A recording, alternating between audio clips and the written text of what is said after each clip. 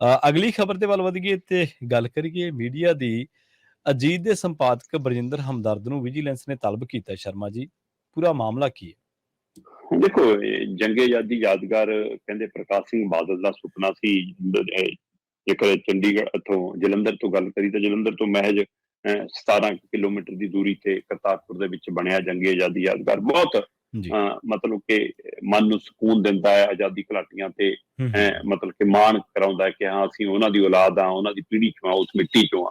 ਸੋ ਪੰਜਾਬ ਦੇ ਆਜ਼ਾਦੀ ਦੇ ਇਤਿਹਾਸ ਨੂੰ ਸਹੇਜ ਕੇ ਰੱਖਣ ਵਾਲਾ ਜੰਗੇ ਆਜ਼ਾਦੀ ਯਾਦਗਾਰ ਅੱਜ ਉਹਦੇ ਫੰਡਾਂ ਨੂੰ ਲੈ ਕੇ ਘਪਲਿਆਂ ਦੇ ਮਾਮਲੇ 'ਚ ਕਹਿੰਦੇ ਵਿਜੀਲੈਂਸ ਕੋਲ ਤੱਥ ਆਏ ਨੇ ਜੀ। ਸੋ ਇਹ ਸਵਾਲ ਹੈ ਕਿ ਕੀ ਇਹ ਤੱਥ ਹੁਣੇ ਆਏ ਨੇ ਜਾਂ ਪਹਿਲਾਂ ਵੀ ਸੀ, ਜਾਂ ਇਹ ਲੜਾਈ ਜੰਗੇ ਆਜ਼ਾਦੀ ਯਾਦਗਾਰ ਦੀ ਹੈ ਜਾਂ ਅਜੀਤ ਨਾਲ ਹੈ। ਕਿਉਂਕਿ ਅਜੀਤ ਕਿਸੇ ਸਮੇਂ ਮੰਨੀ ਜਾਂਦੀ ਰਹੀ ਹੈ ਕਿ ਭਾਈ ਅਕਾਲੀ ਦਲ ਦੇ ਪੱਖ 'ਚ ਭੁਗਤਦੀ ਹੈ, ਕਿਸੇ ਸਮੇਂ ਮੰਨੀ ਜਾਂਦੀ ਰਹੀ ਹੈ ਕਿ ਨਹੀਂ ਜਿਹਦੀ ਕੈਪਟਨ ਨਾਲ ਚੰਗੀ ਸਾਂਝ ਹੋ ਗਈ। ਸੋ ਇਸ ਲਈ ਇਹ ਸਾਰਿਆਂ ਦੇ ਵਰਤਾਰੇ ਅੱਜ ਕੱਲ ਇਹ ਵੀ ਮੰਨਿਆ ਜਾਂਦਾ ਕਿ ਅੱਜ ਕੱਲ ਬੀਜੇਪੀ ਨਾਲ ਵੀ ਠੀਕ ਹੈ।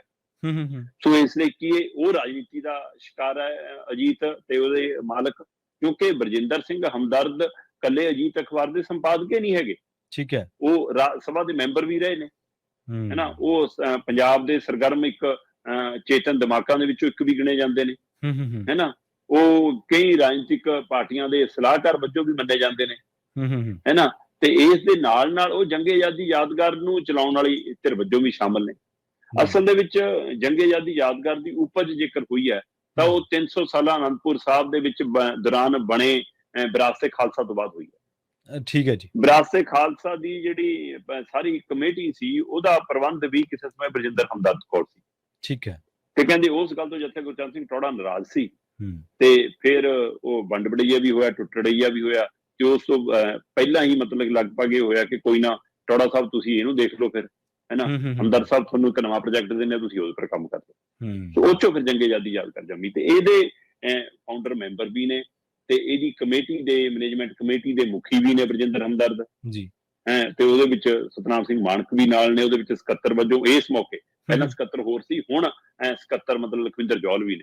ਠੀਕ ਹੈ। ਤੇ ਇਹ ਸਾਰੇ ਦੇ ਵਿੱਚ ਕਹਿੰਦੇ ਜੀ ਮਤਲਬ ਕਿ ਕਰੋੜਾਂ ਦੇ ਘਪਲੇ ਦਾ ਦਮ ਭਰਦੀ ਆ ਵਿਜੀਲੈਂਸ ਕਿ ਨਹੀਂ ਜੀ, ਇਹ 'ਚ ਫੰਡਾਂ ਦਾ ਲੈਣ ਦੇਣ ਹੋਇਆ, ਫੰਡਾਂ ਦਾ ਉਲਟ ਫੇਰ ਹੋਇਆ। 315 ਕਰੋੜ ਰੁਪਈਏ ਦੇ ਫੰਡਾਂ ਦੀ ਜਾਂਚ ਹੈ ਕਹਿੰਦੇ ਜੀ। ਉਸ ਜਾਂਚ 'ਚ ਸਾਨੂੰ ਕੁਝ ਨੁਕਤੇ ਮਿਲੇ, ਸੰਕੇਤ ਮਿਲੇ, ਇਸ ਲਈ ਉਹਦੀ ਜਾਂਚ ਕਰ ਰਹੇ। ਇਹਦੇ ਤਹਿਤ ਕਿੰਨਿਆਂ ਤੋਂ ਪੁੱਛਗਿੱਛ ਹੋ ਚੁੱਕੀ ਹੈ। ਇਸੇ ਤਹਿਤ ਇਸ ਕਮੇਟੀ ਦੇ ਸਕੱਤਰ ਡਾਕਟਰ ਲਖਵਿੰਦਰ ਜੌਹਲ ਹੋਰਾਂ ਨੂੰ ਵੀ ਬੁਲਾ ਕੇ ਵਿਜੀਲੈਂਸ 2 ਵਾਰ ਤਲਬ ਕਰਕੇ ਪੁੱਛਗਿੱਛ ਕਰ ਚੁੱਕੀ ਹੈ। ਤੇ ਉਹਨਾਂ ਤੋਂ ਅਗਲਾ ਪੜਾਅ ਤੇ ਮੰਨਿਆ ਇਹ ਜਾ ਰਿਹਾ ਕਿ ਇਸ ਪੜਾਅ ਦੇ ਤਹਿਤ 1 ਜਾਂ 2 ਪੜਾਵਾਂ 'ਚ ਪੁੱਛਗਿੱਛ ਤੋਂ ਬਾਅਦ ਗ੍ਰਿਫਤਾਰੀ ਵੀ ਹੋ ਸਕਦੀ ਹੈ। ਠੀਕ ਹੈ। ਇਹ ਚਰਚੇ ਖੂਬ ਨੇ ਜੀ।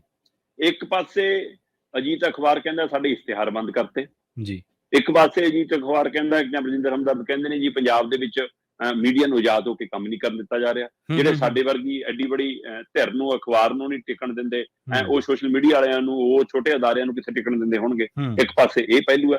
ਦੂਏ ਪਾਸੇ ਸਰਕਾਰ ਕਹਿੰਦੀ ਹੈ ਜਾਂ ਵਿਜੀਲੈਂਸ ਕਹਿੰਦੀ ਹੈ ਨਾ ਜੀ ਸਾਡਾ ਕੋਈ ਮਸਲਾ ਨਹੀਂ, ਅਸੀਂ ਸਿਰਫ ਫੰਡਾਂ ਦਾ ਘਪਲਾ ਜਾਂਚ ਰਹੇ ਹਾਂ ਤੇ ਜੇਕਰ ਫੰਡਾਂ ਦਾ ਘਪਲਾ ਪਾਇਆ ਗਿਆ ਤਾਂ ਅਸੀਂ ਕੋਈ ਵੀ ਹੋਵੇ ਚਾਹੇ ਅਸੀਂ ਨਹੀਂ ਬਖਸ਼ਾਂਗੇ।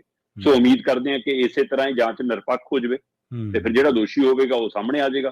ਜੇ ਨਹੀਂ ਹੋਏਗਾ ਤਾਂ ਕੋਰਟ ਕਚਹਿਰੀ ਸਾਫ਼ ਹੋ ਗਏ। ਜੇ ਬਦਲਾਖੋਰੀ ਹੋਈ ਹੋਏਗੀ ਤਾਂ ਉਹ ਵੀ ਗੱਲ ਲੁਕੀ ਨਹੀਂ ਰਹਿਣ ਵਾਲੀ, ਉਹ ਵੀ ਪੱਖ ਸਾਹਮਣੇ ਆ ਜਾਏਗਾ। ਸੋ ਇਸ ਲਈ ਇਸ ਮਾਮਲੇ ਦੇ ਉੱਤੇ ਵਿਜੀਲੈਂਸ ਨੇ ਬਕਾਇਦਾ ਤੌਰ ਤੇ 29 ਮਈ ਨੂੰ ਡਾਕਟਰ ਬਰਜਿੰਦਰ ਸਿੰਘ ਹਮਦਰਦ ਹੋਰਾਂ ਨੂੰ ਤਲਬ ਕਰ ਲਿਆ ਤੇ ਉਹਦੇ ਹੱਕ 'ਚ ਹੁਣ ਬਰਜਿੰਦਰ ਹਮਦਰਦ ਦੇ ਹੱਕ 'ਚ ਅਕਾਲੀ ਵੀ, ਕਾਂਗਰਸੀ ਵੀ, ਬੀਜੇਪੀ ਵਾਲੇ ਵੀ, ਹੈਨਾ, ਦੂਏ ਅਕਾਲੀ ਦਲ ਚੋਂ ਨਿਕਲੇ ਵੱਖ-ਵੱਖ ਦਲ, ਢੀਂਡਸੇ ਹੋਰੀ ਵੀ, ਇਹਨਾਂ ਕਾਂਗਰਸੀਆਂ ਚੋਂ ਨਿਕਲ ਕੇ ਬਣੇ ਬੀਜੇਪੀ ਵਾਲੇ ਵੀ। ਮੈਂ ਕਹਿੰਦਾ ਸਿਰਫ ਆਮ ਆਦਮੀ ਪਾਰਟੀ ਨੂੰ ਛੱਡ ਕੇ ਬਾਕੀ ਸਾਰੀਆਂ ਪੰਜਾਬ ਦੀਆਂ ਰਾਜਨੀਤਿਕ ਧਿਰਾਂ ਹੈਨਾ ਬਰਜਿੰਦਰ ਹਮਦਰਦ ਦੀ ਪਿੱਠ ਪਿੱਛੇ ਖੜ ਗਈਆਂ। ਮਤਲਬ ਇਹ ਤਾਂ ਵੈਸੇ ਵੀ ਵਰਤਾਰਾ ਹੈ ਨਾ, ਜਿੱਧਰ ਸਰਕਾਰ ਆ ਤੇ ਉਲਟ ਵਾਲਿਆਂ ਨੂੰ ਉਲਟ ਪਾਸੇ ਖੜਨਾ। ਸੋ ਇਸ ਲਈ ਉਸੇ ਵਰਤਾਰੇ ਦਾ ਹਿੱਸਾ ਹੈ ਨਾ। ਸੋ ਇਸ ਲਈ ਜਦੋਂ ਇਹ ਵਿਜੀਲੈਂਸ ਜਾਂਚ ਸ਼ੁਰੂ ਹੋਈ ਤਦ ਬਰਜਿੰਦਰ ਹਮਦਰਦ ਕਹਿੰਦੇ ਲਓ ਜੀ ਮੈਂ ਤਾਂ ਅਸਤੀਫਾ ਦੇ ਦੇਣਾ ਜੇ ਤੁਹਾਨੂੰ ਲੱਗਦਾ ਕਿ ਮੇਰੀ ਕੁਰਸੀ ਦਾ ਹੀ ਮਸਲਾ ਤਾਂ ਸੰਭੋ। ਉਧਰੋਂ ਅਦਾਰੇ ਦਾ ਮੰਨਣਾ ਹੈ ਕਿ ਇਹ ਲੜਾਈ ਅਖਬਾਰ ਦੀ ਹੈ ਤੇ ਸਰਕਾਰ ਦਾ ਔਰ ਵਿਜੀਲੈਂਸ ਦਾ ਦਾਅਵਾ ਕਿ ਨਹੀਂ ਇਹ ਲੜਾਈ ਸਿਰਫ ਫੰਡਾਂ ਦੇ ਘਪਲੇ ਦੀ ਹੈ।